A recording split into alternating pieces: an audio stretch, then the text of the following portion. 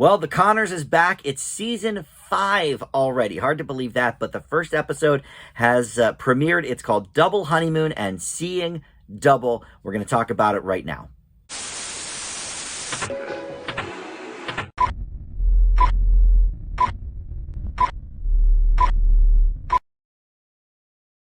Hey guys, Dan here. This is Dan Reviews It. Welcome to my Conners review for episode 1 of season 5. We are back again. I've been doing this every single week that there's been a new episode since season 10 of Roseanne, the revival they did when Roseanne was still on the show, the reboot. And I've done season wrap-ups for the old show as well.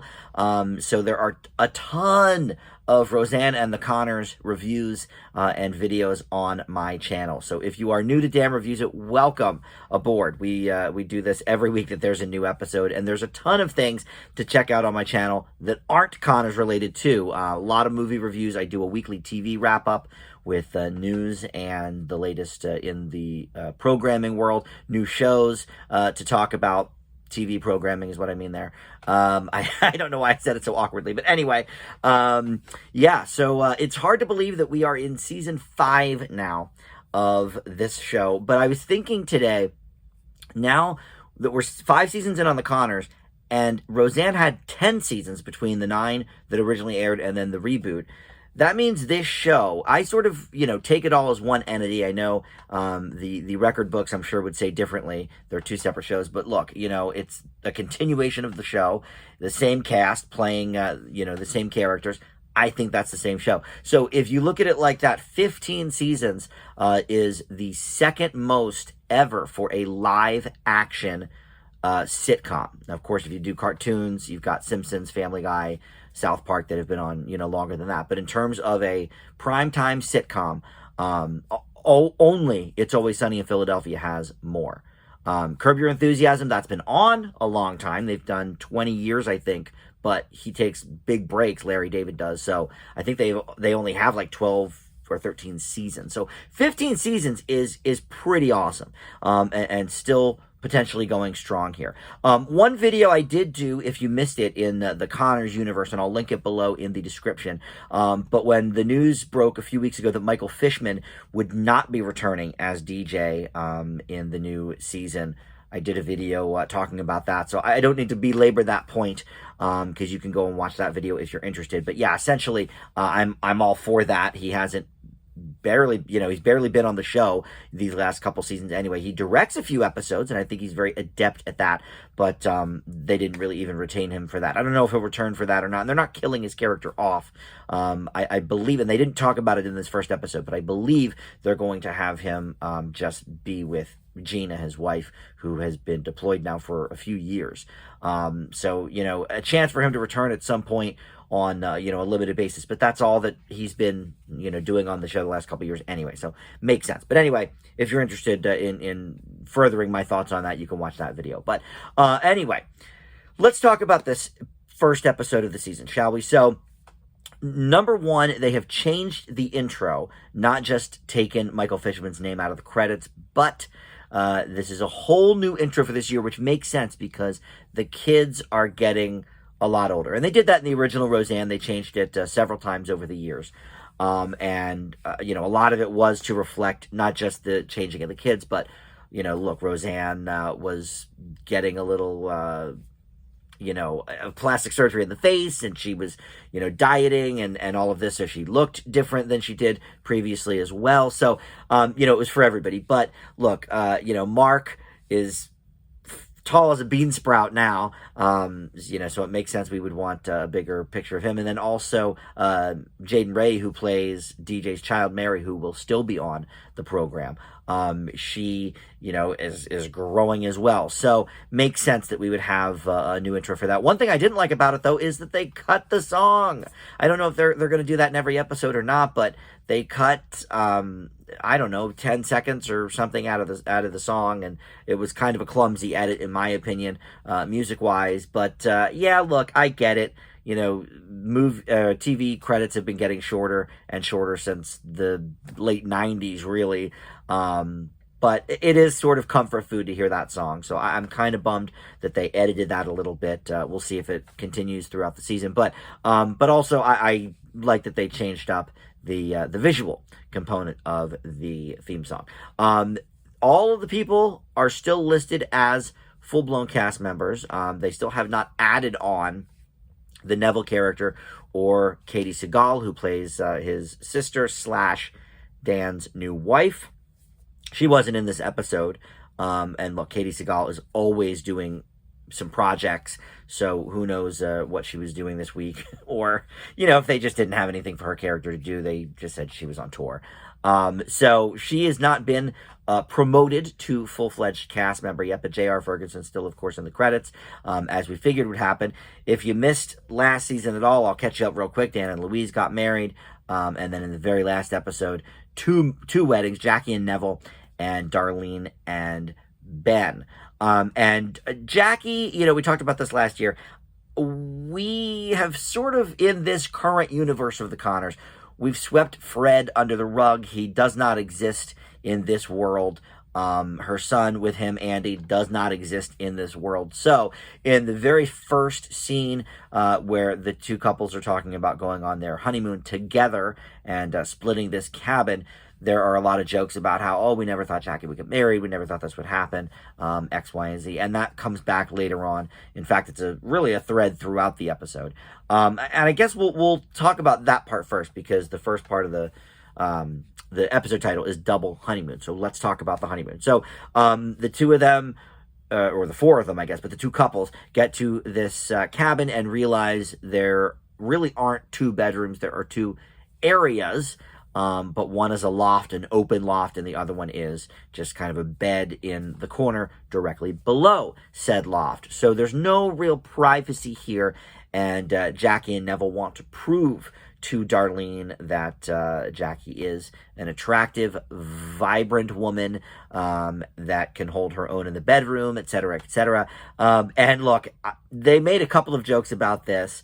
But, Darlene is her niece. I know we're all grown here. Darlene is in her mid-40s. But still, it's like this creepy vibe of, hearing your aunt having sex directly below you.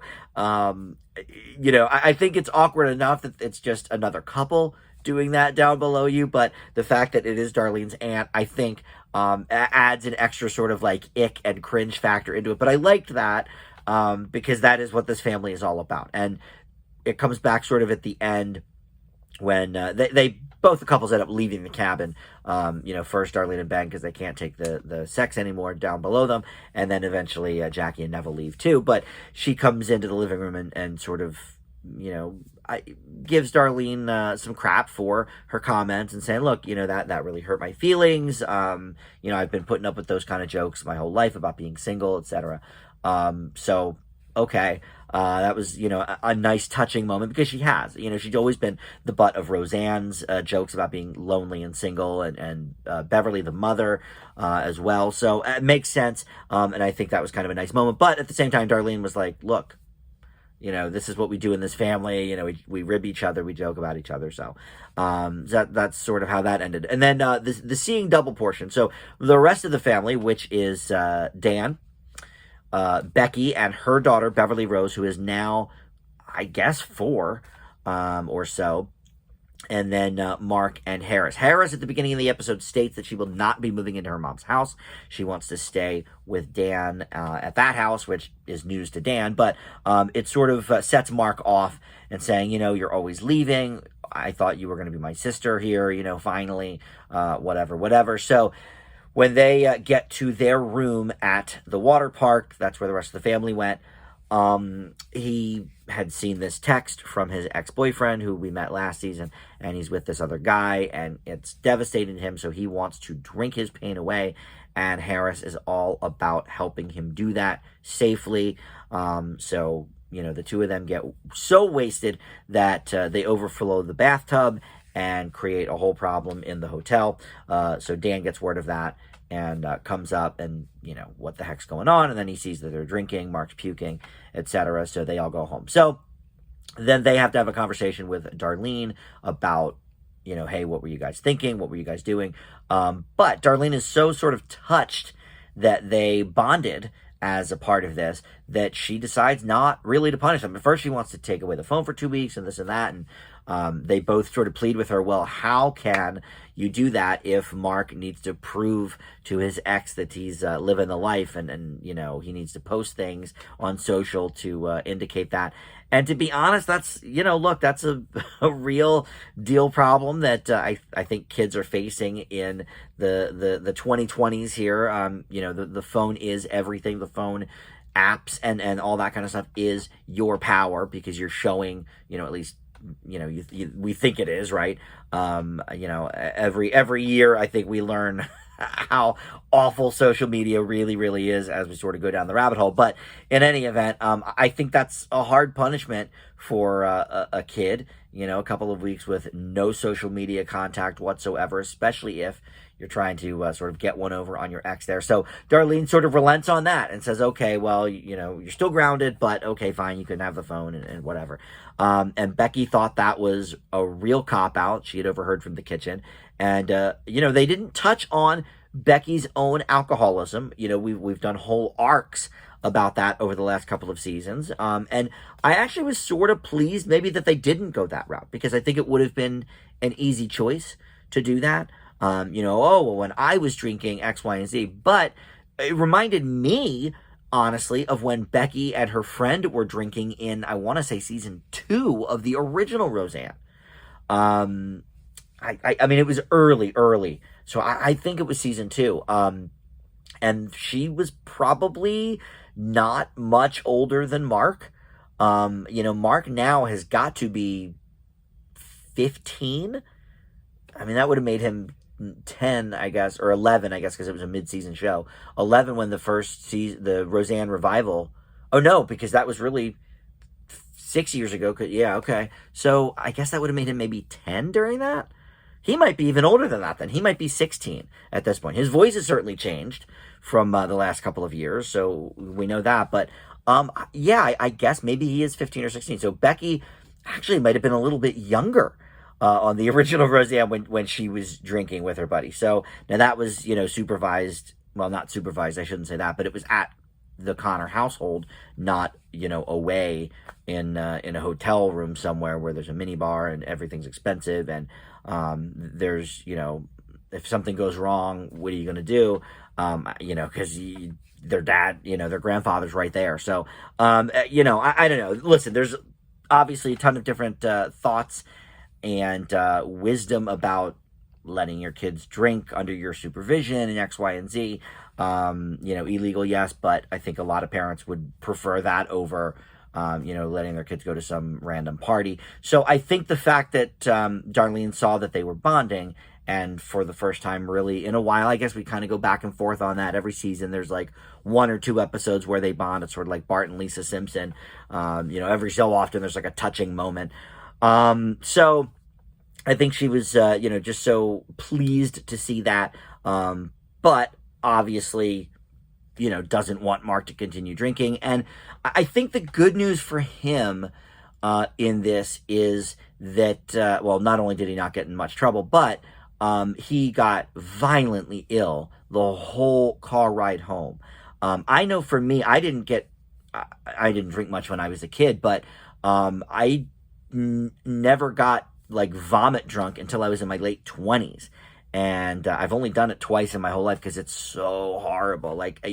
So I can see the first time you do that when you're a teenager, you do not really want to drink too much after that. I know I've been proved wrong by people over the years with that, but hopefully that will sort of convince him to maybe not drink so much and maybe use other outlets. He got introduced to the music of Morrissey and the Smiths, which I think that's always a good go-to for depression and somebody that you can feel relates with you. I know I've definitely spent my moments with the Smiths and the Cure and some of these more emo bands of old, I guess you could say now. So it makes sense that maybe he would have another outlet other than drinking now. But yeah, I see where everybody's coming from. Like, I certainly see where Becky's coming from. It's not her kids, though, and she didn't really overstep. She just kind of stated what she thought.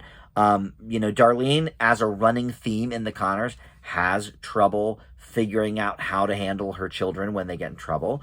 And I think that will continue, and certainly we saw that in tonight's episode. So, the only, big criticism I have, other than the fact that I think a lot of these paths we've sort of taken before, like I mentioned, Harris and Mark getting close. All right, well, that happens once or twice a season.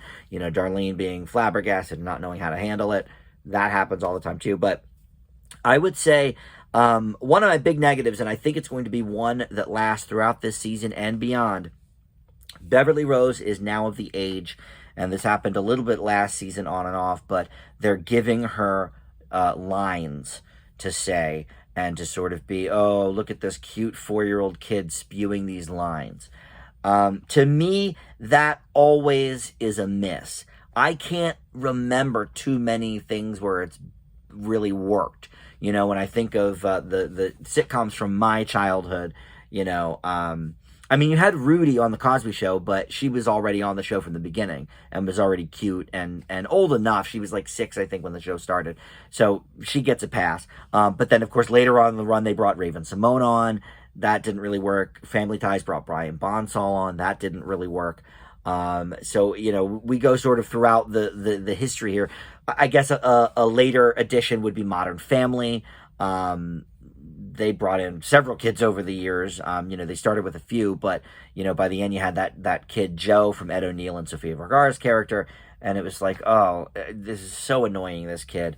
And so I am a big proponent of not bringing children that can talk onto shows. Now, having a baby on a show and having, them be a focal point for, babysitting woes or, different avenues with that. But once they start to, like, get punchlines that, a little kid would never say, that's where you lose me a little bit. So I think that might be a recurring theme this season.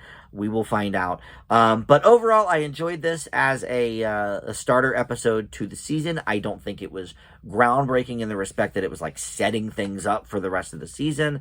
I didn't really get that vibe from it. So we will see. But I think the two newlywed couples, I think those will be sort of, threads throughout the season. And in fact, next episode is called Scenes from Two Marriages. So obviously these are, well, I guess not obviously anymore because of course Dan and Louise are married too, but I would think it would be these two marriages. But anyway, so I will leave this episode with a B. But more importantly, how did you feel about it? Let me know in the comments what your thoughts were for this episode. And again, if you are new to the Dan Reviews It, Roseanne and the Connors Reviews, please consider subscribing down below. Over the summer, we hit 1,000 subscribers on the channel, which was so exciting. And I would love to add you to that list. So comment below, like the video, all that great stuff. And if you have not subscribed yet, think about doing that too. And otherwise, I'll see everybody next week for the next episode of The Connors. Bye.